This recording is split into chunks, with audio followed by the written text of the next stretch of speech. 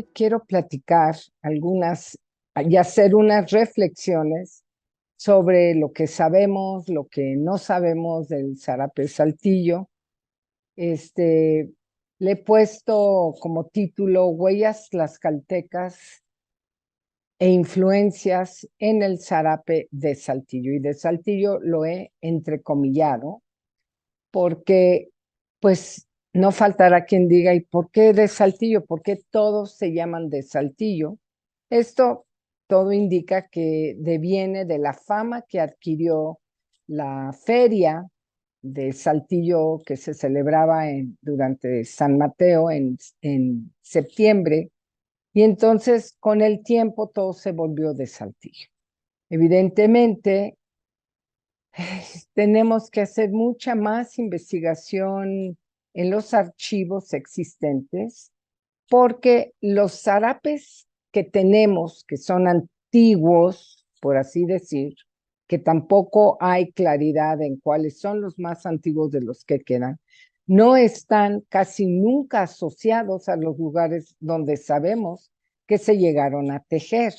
Entonces, y pasa lo mismo en el rebozo, no tenemos la manera fehacientemente de poder decir, este rebozo antiguo fue tejido en tal lugar. Pero vamos a abocarnos al zarape en este momento. Entonces, lo primero que quiero platicar, como hacer un repaso, un recuento de algunos códices, unas láminas de códices del siglo XVI muy sugerentes y algunos ejemplos. Quiero que vean este zarape de la colección del Museo Franz Mayer. Tiene 3 tonos de añil más el blanco, o sea, un muy oscuro, un mediano y un clarito. Sí, 3 pasadas de tinte, donde empezaron con el más oscuro y con el agua que iba residual que iba quedando, seguían tiñendo la lana. Aquí vemos muy claramente, ¿no? Y este es uno de solo 3 zarapes que se conocen hasta esta fecha. Es del siglo XIX, los 1800, posiblemente bastante temprano. Cuando yo empecé a trabajar el tema del zarape y fui a Tlaxcala y fui a Saltillo y yo les platicaba de estos zarapes antiguos, pues la reacción era, no, esos son cobijas, no son saltillos. El saltillo es mucho más fino. Y vamos a un poco hacer un recorrido tanto estilístico como comparativo, y dejar ahí unas inquietudes para las personas.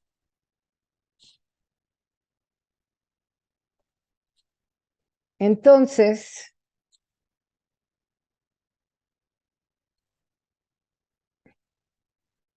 los nobles aztecas, tenemos esta preciosa rendición de Xochipilli, uno de los Netzahualpili, uno de los últimos reyes aztecas, o como le queramos poner, y se le dibuja con esto que es una tilma real. ¿Por qué tilma real? Porque solo el gobernante podía usar una tilma teñida con añil. El añil no se daba en el Valle de México, se daba en las tierras salitrosas de las costas o de Yucatán. Entonces era un tinte muy preciado. La otra cosa que podemos ver, que hay que tomar en cuenta, la tilma eran 2 o 3 lienzos tejidos en telar de cintura, unidos y con un amarre. Los aztecas los ponían al frente, y después veremos qué hacían los tlaxcaltecas. Y lo interesante es que ya estamos viendo que hay una estructura donde hay una cenefa que le da toda la vuelta con un diseño y luego el fondo. No podemos ver la parte de atrás de este zarape, desconocemos si tenía algún diseño. Sin embargo, esta complejidad de diseño, de circulitos y cuadraditos, lo vamos a venir a encontrar en este tipo de zarape de los cuales, de los que existen, parece ser de los más antiguos, y que le han puesto un zarape de mosaico vertical en el fondo, con ojitos, estos serían los ojitos, y los zigzags alternados. Puede cambiar la escala, con un rombo al centro y una cenefa. Este estilo de zarape donde el rombo va seccionado y tiene 4 rombitos por dentro, es considerado tardío, más hacia finales del siglo XIX, y generalmente ya trae tintes químicos, ya tiene un verdecito y un color rosita que nos hablan de tintes químicos. Y, y un zarape como este aparece en la obra de Mena y está sobre un telar y es de San Miguel Allende, que fue San Miguel el Grande antes de ser rebautizado como de Allende. Entonces, posiblemente estos zarapes antiguos empezaron en 1750 o 1800, a principios de los 1800. En 1925 todavía se están tejiendo y, como bien dije, ese sí es atribuible a San Miguel el Grande. Y pues vemos que está esta estructura tripartita. Otro tipo de zarape de los nobles aztecas vendría a ser este que tiene color rojo, que pudiera ser teñido con grana cochinilla. Tiene el borde, tiene toda la cenefa con un diseño que le llamaban tenecio, que es ojitos, también ojos. Y igualmente aquí se ve claramente cómo está amarrado al frente, porque no tiene un collar de jade o jadeita como tenía el anterior. Y lo interesante de esto son las bandas de diseño entretejido, que posiblemente ya es la técnica de tapicería. ¿Qué materiales usaban? Podían ser plumas, podía ser hilo de liebre o de conejo, hilada con un alma de otro material, que podía ser algodón, podía ser un ixtle o podía ser también chichicastle, también podría ser algo que había en el altiplano, que es un tipo de palma y que se saca una fibra muy, muy bonita, ¿no? Ahora, tenemos ya en el 19 esta rendición de un majo de Jerez. Y lo interesante es ver su, su manto, su manta o su fresada, que también es rayada. Es rayada. Aquí hay algo que no se ve bien, no se puede ver si es un diseño tipo diamante o no, tipo rombo o no. Eso, pues, se tendrían que encontrar otras imágenes. Sin embargo, lo interesante es que este zarape, que no tiene cenefa, ha perdido la cenefa, se parece bastante a esta fresada o manta. Fresada es el término que yo he encontrado que antecede al término de zarape, y zarape nace en el norte del país, el término. Fresada es muy común antes. Entonces, estas pequeñas claves que vamos descubriendo, que vamos encontrando, pues es como armar un gran rompecabezas. Pero sí quiero que tome nota de estas rayas que tiene este zarape, que ya es del siglo XX, y las rayas que tiene esta fresada o manta jerezana. Pasemos ahora del Códice Durán, esta tilma, que es fascinante cuando ya la comparamos con otro estilo de zarape. Tenemos, por ejemplo, que es una cenefa lisa, no aparenta tener diseños. Claro que a veces el quien dibujó no se fija en los diseños y lo pone liso. Pero bueno, hay estilos de zarapes que sobreviven del 18 que tienen cenefa lisa, como este zarape. Y aquí vemos un gran medallón. Y existen zarapes de fines del 18, principios del 19, que tienen un medallón. Es un medallón muchas veces, es como este, que es un medallón morisco. Sin embargo, y este además tiene el rombo dentro del medallón. Lo interesante es lo similar que es a esta tilma. Y nos vamos a un zarape más reciente, más de finales del siglo XIX, y ahí sí vemos que esta cenefa, perdón, este medallón tiene aún más relación con esta tilma que incluso esta. Sin embargo, hay diferencias en estilo y hay diferencias en tiempo. No tenemos el continuo, no tenemos de década en década o de cada 20, 30 años un continuo de esto a esto. Es una sugerencia mía y es origen desconocido. Sí, quizás Tlaxcala puede ser el lugar donde esto se originó, perdón, porque no aparecen después de un tiempo, solo estamos viendo el rombo.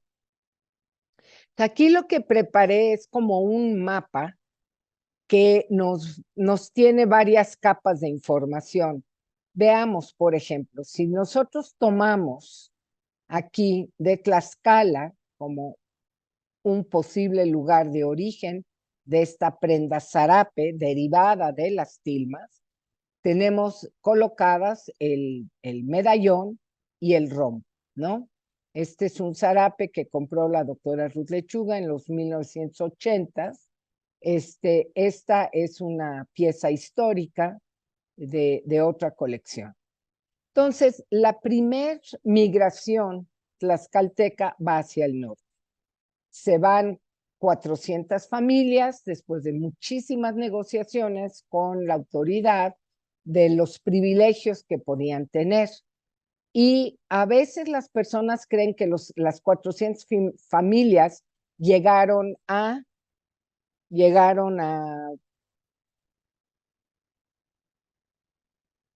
perdón, las 400 familias llegaron hasta Saltillo. No, en el camino, en la trayectoria, van fundando pueblos y se van quedando familias tlaxcaltecas. En lo que yo he tratado de ver es si venían donde los dejaban eran el mismo señorío. Había 4 señoríos en Tlaxcala y parece que sí. Sin embargo, no hay una correlación estricta entre donde surgió el zarape y el origen del señorío del que venían. El de Jicotencat es el señorío donde se encuentra hoy en día San Bernardino Contla o Contla de Cuamatzi, donde se teje la mayor cantidad de zarapes en Tlaxcala y los más finos, todo un proceso de rescate. Pero bueno, regresemos aquí a Tlaxcala y pasan a Querétaro y ahí quedan unas familias, de ahí se van a San Miguel el Grande, donde en el barrio de Tlaxcalilla quedan familias, luego San Luis de la Paz, fundan San Luis Potosí, en el proceso de fundar San Luis Potosí, crean el barrio también de Tlaxcalilla y la comunidad de Mezquitic. Y en estos se elaboraban zarapes que desafortunadamente ya se perdió. San Miguel, hoy de Allende, también ya se perdió el zarape. Ahora, hoy en día hacen alfombras y cobijas, ¿no?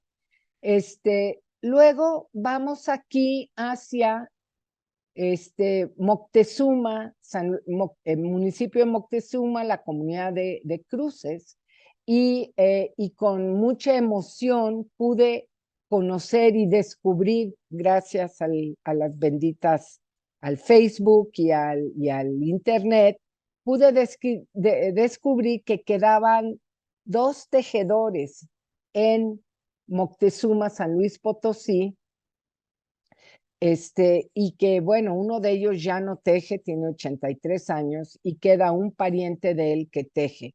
Entonces está ya también a punto de perderse esta tradición acá, y tienen la estructura de un zarape con su cenefa y con su rombo en medio. Y hacen otro tipo de zarapes. En Venado, San Luis Potosí, se llegó a tejer, derivado del arribo de familias tlaxcaltecas, ya se perdió.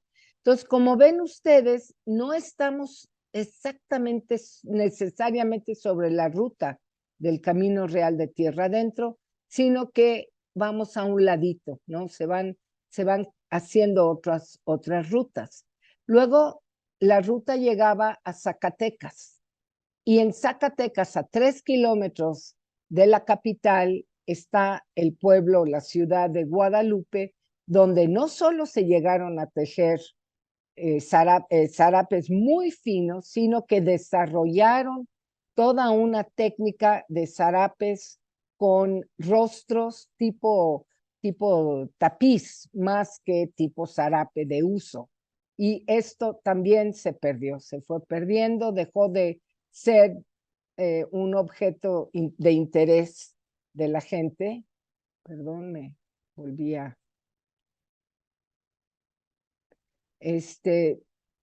Entonces, bueno, ya andamos por acá y habían grandes haciendas, y algunas de estas grandes haciendas, al convertirse en pueblos, habiendo tejedores de zarape en los talleres de las haciendas, se quedaron a vivir, y esto es lo que pasó en Villa García, Zacatecas, donde todavía tejen, nada más que me estoy enterando que solo quedan de las 10 familias que había hace 10 años, quedarán 1 o 2, y están muy desesperados buscando otro tipo de productos, diversificar su producto para poder sobrevivir, usando la técnica de tapicería del zarape.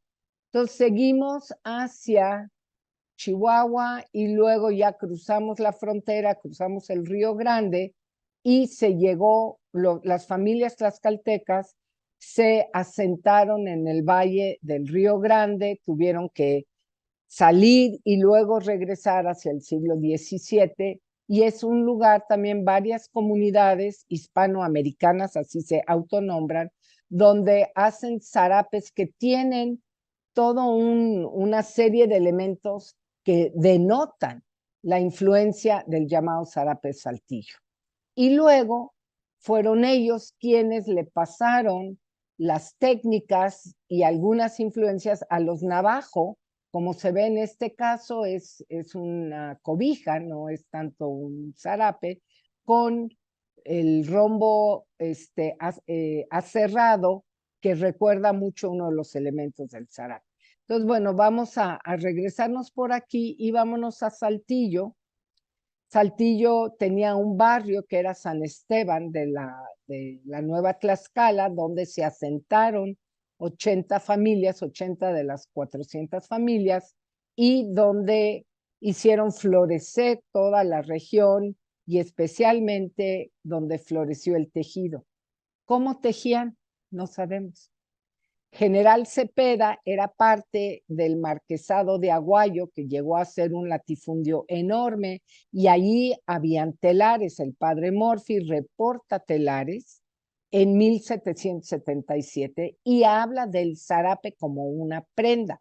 Entonces, 1777 sabemos que dentro del marquesado de Aguayo, en lo que hoy es General Cepeda, cerca de Saltillo, se estaban haciendo zarapes. Cómo eran, nadie nos los describe, pero pues nos podemos imaginar que eran de uso, y que tienen que ver con la fama que va adquiriendo Saltillo como el lugar de la feria de San Mateo que ya comenté. Bueno, vamos a regresarnos ahora.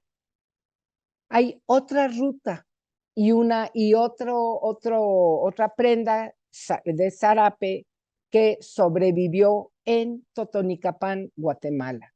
Entonces tenemos a Pedro de Alvarado, que sale de Tlaxcala o sale de México y va haciendo alianzas en su camino hacia la conquista de Guatemala, Huaquechula, Cholula, varias comunidades. Cholula también llegó a tejer zarape, pero bueno, vamos a idealizar y pensar que son los tlaxcaltecas que lo acompañan y que van como llevando la delantera, y en Guatemala se establecen en Totonicapán, y a finales del siglo XIX, principios del siglo XX, una de las Rockefeller manda a un investigador del Museo de San Francisco y le manda a hacer pues una compra de textiles de Guatemala.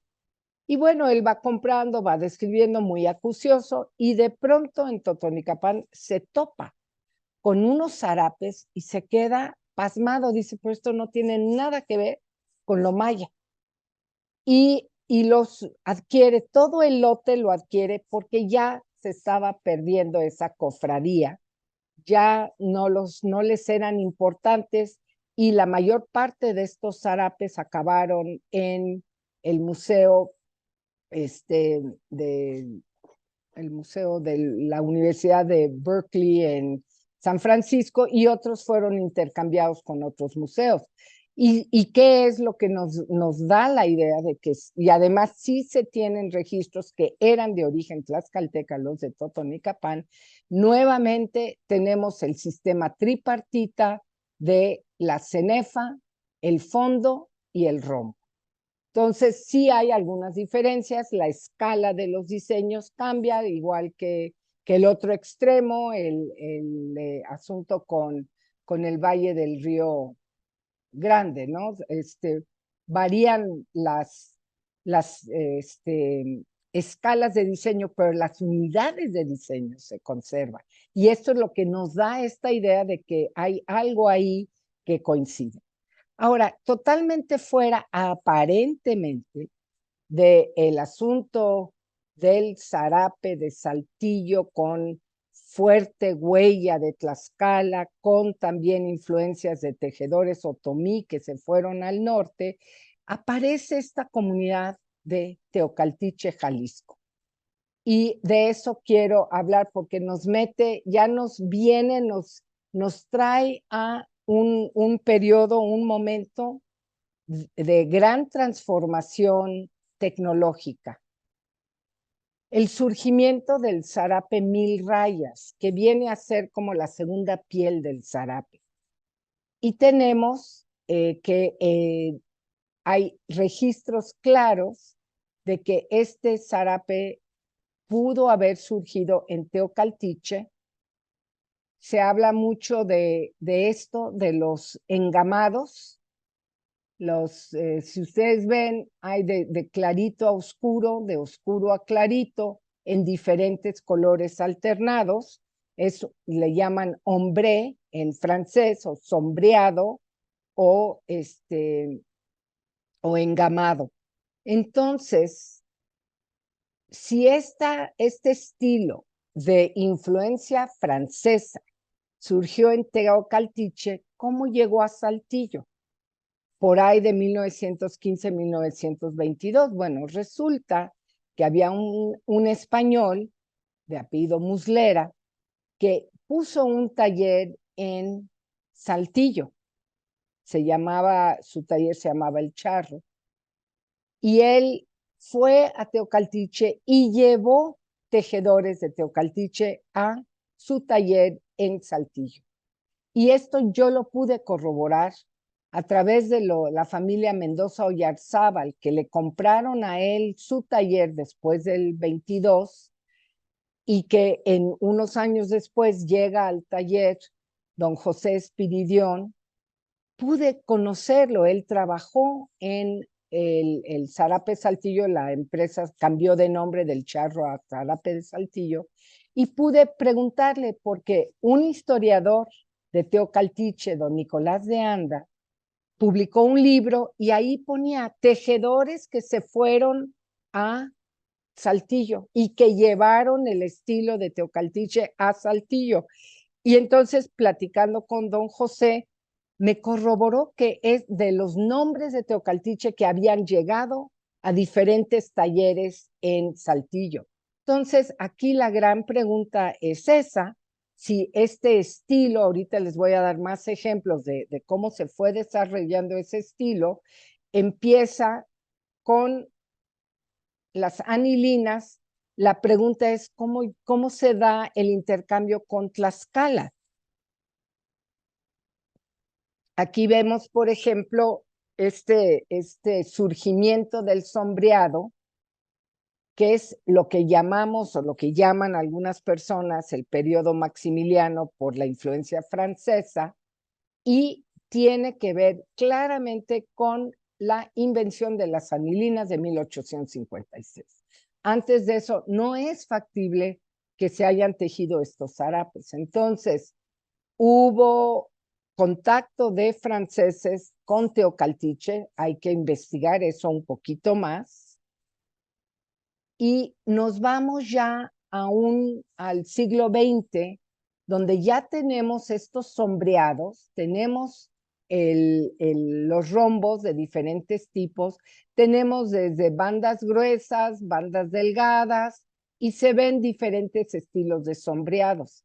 Esto ya nos lleva al siglo XX, claramente, este tipo de zarapes.